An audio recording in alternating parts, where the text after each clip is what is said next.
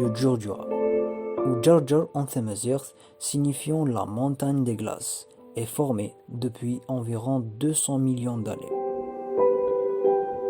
Ce massif constitue un géoécosystème d'un grand intérêt botanique, faunistique et géoclimatique,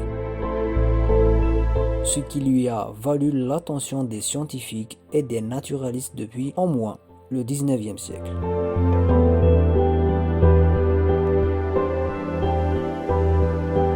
Le 23 juillet 1983, le parc national voit le jour par le décret présidentiel numéro 83-460 et érigé en réserve de biosphère le 15 décembre 1997 par l'UNESCO.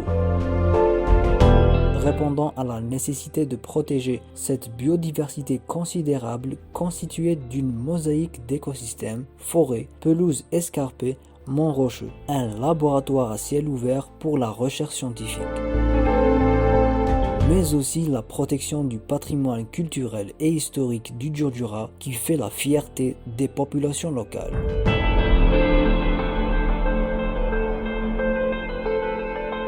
Aujourd'hui, cette aire protégée d'une superficie de 18 850 hectares est comprise entre environ 800 à 2308 mètres d'altitude. Elle se trouve dans la partie nord de l'Algérie à environ 40 km à vol d'oiseau de la mer Méditerranée et intègre des portions de territoire des wilayas de Bouira et Tizi Ouzou.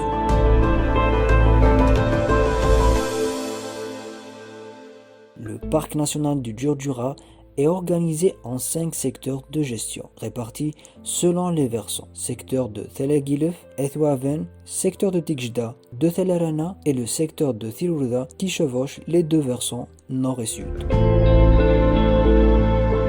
La conservation de ce vaste territoire nécessite la mise en place d'un ensemble d'activités à réaliser dans l'espace et dans le temps.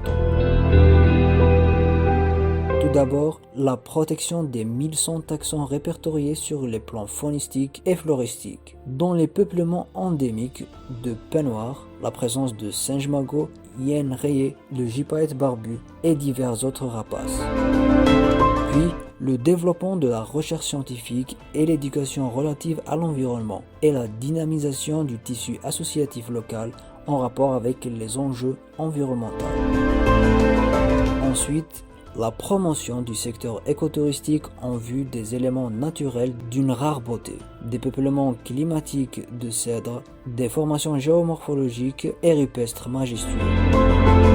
Enfin, l'amélioration des conditions socio-économiques des populations autochtones grâce aux activités offertes sur le site et directement dégagées par sa visite, au parcours permettant un élevage de bétail, le prélèvement de certaines plantes médicinales pour des soins ou des usages gastronomiques, ainsi que l'air de la forêt qui procure une valeur en termes de santé publique et la pratique d'activités en plein air.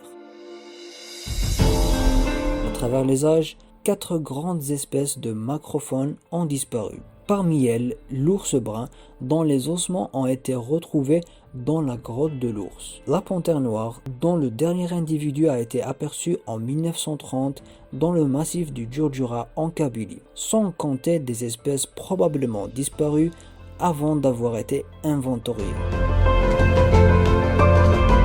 Le parc national du Djurdjura reste un point chaud de la biodiversité qu'on doit absolument préserver en vivant en symbiose avec lui, afin de le transmettre aux générations futures.